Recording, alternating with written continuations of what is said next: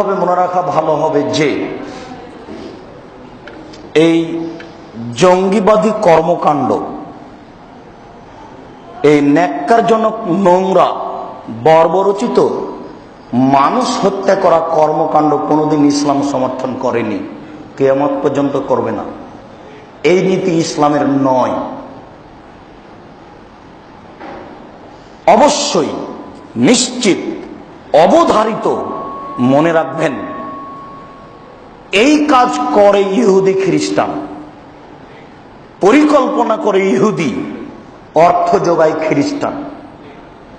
বাস্তবে অবুঝ অর্ধশিক্ষিত মূর্খ দু একজন মুসলমানকে হাতে পায়, যারা শরীয়ত সম্পর্কে বুঝে না, ধর্মের নাম ভাঙিয়ে, ইসলামের নাম ভাঙিয়ে, ফাঁকি দিয়ে, ধোকা দিয়ে এই ইহুদি, এই অভিশপ্ত জাতি পৃথিবীতে এই কাজ ঘটিয়ে মৌলিক লক্ষ্য হাসিল করে।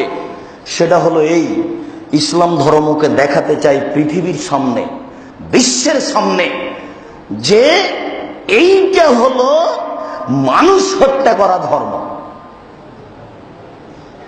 একটা নিষ্কুলস শান্তিপূর্ণ ধর্মকে পৃথিবীবাসীর সামনে, ইহুদি খ্রিস্টানের সামনে মানুষ হত্যা করা অশান্তিপূর্ণ ধর্ম দেখানোর জন্য এই কাজ করে। এবং যারা খাঁটি মুসলমান তাদেরকে সমাজ থেকে ধ্বংস করার জন্য, তাদেরকে সমাজ থেকে তুলে দেওয়ার জন্য এই কর্মকাণ্ড চালায় ইহুদি। এক ইসলাম তাদের মৌলিক লক্ষ্য, আর এক কিছু ভালো খাঁটি মুসলমান তাদের মৌলিক লক্ষ্য।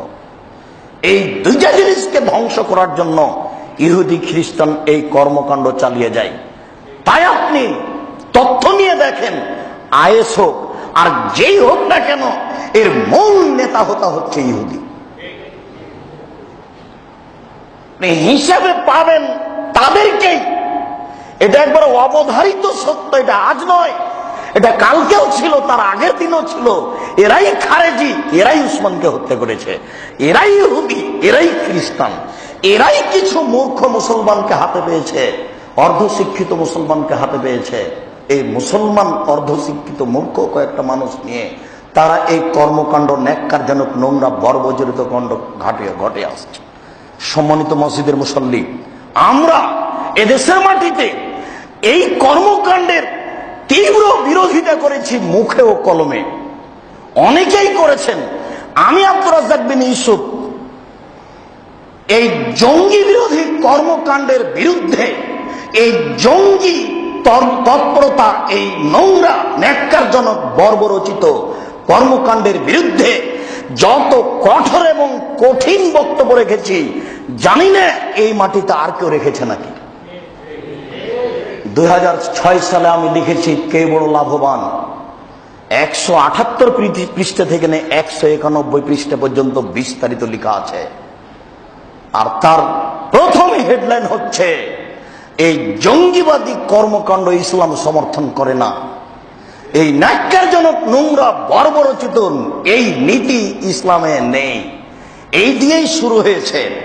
এই নিষ্কলুষ ধর্মকে জাতির সামনে একটা ঘৃণিত ধর্ম বলে পেশ করার জন্য এই কাজ চালু হয়েছে।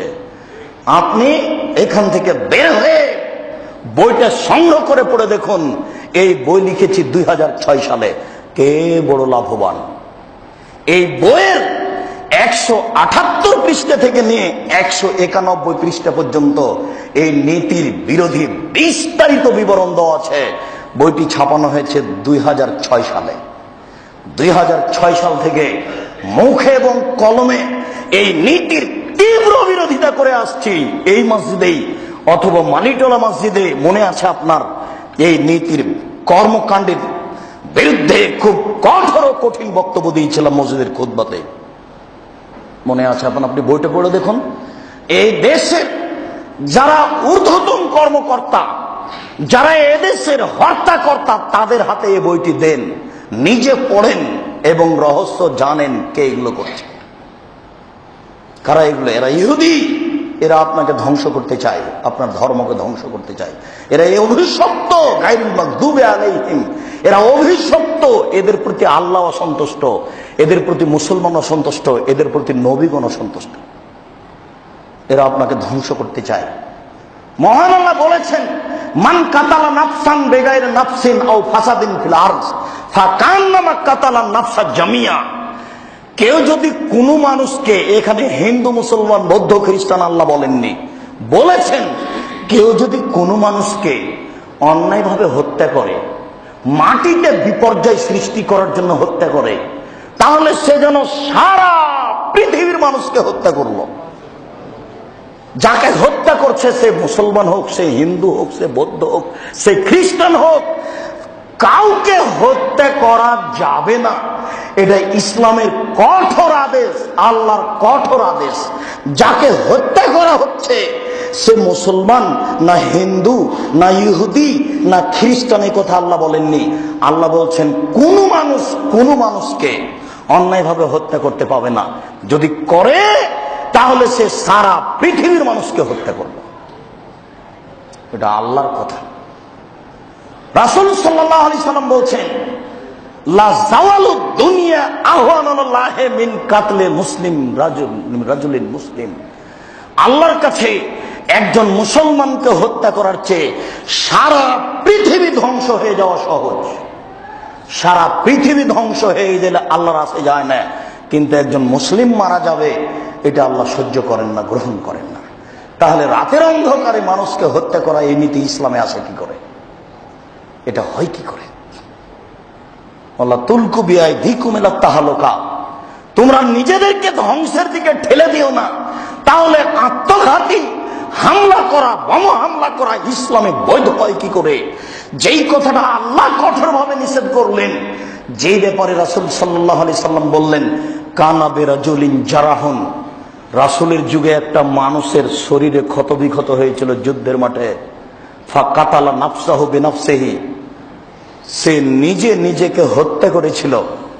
তখন রাসূল সাল্লাল্লাহু আলাইহি সাল্লাম বললেন, আল্লাহ তাআলা বলেন, কাদ বাদারানি আবদি বিনাফসিহি, আমার বান্দা নিজের ব্যাপারে আগেই সিদ্ধান্ত নিয়েছে।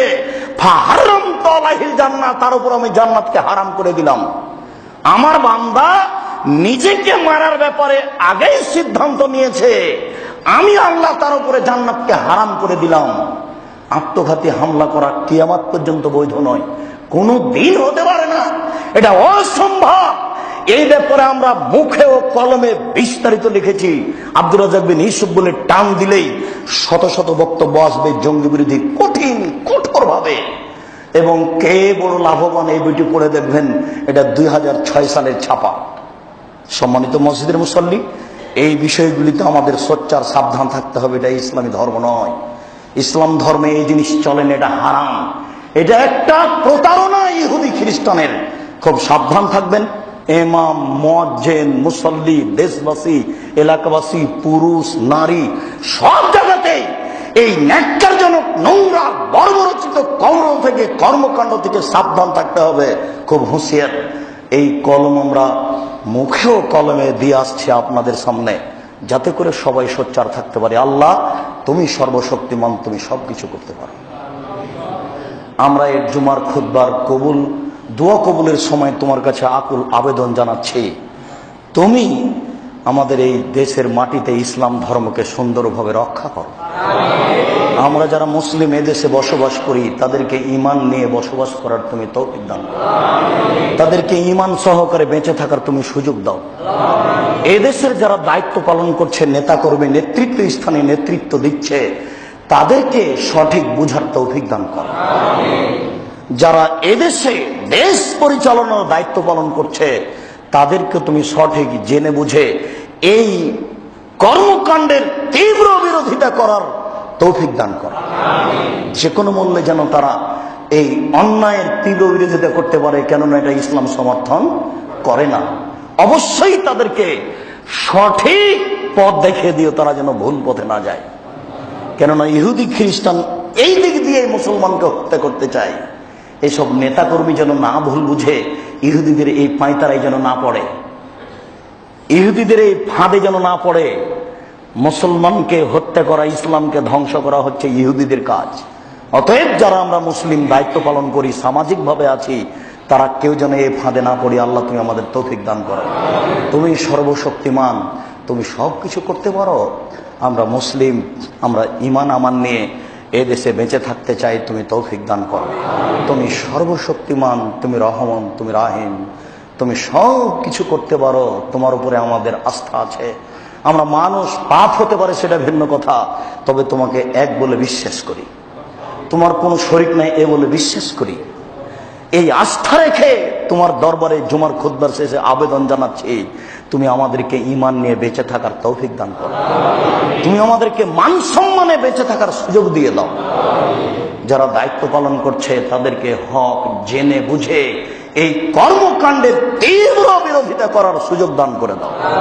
আল্লাহ তুমি আমাদের হেফাজত করো। আল্লাহুম্মা আমিন। তোমার দরবার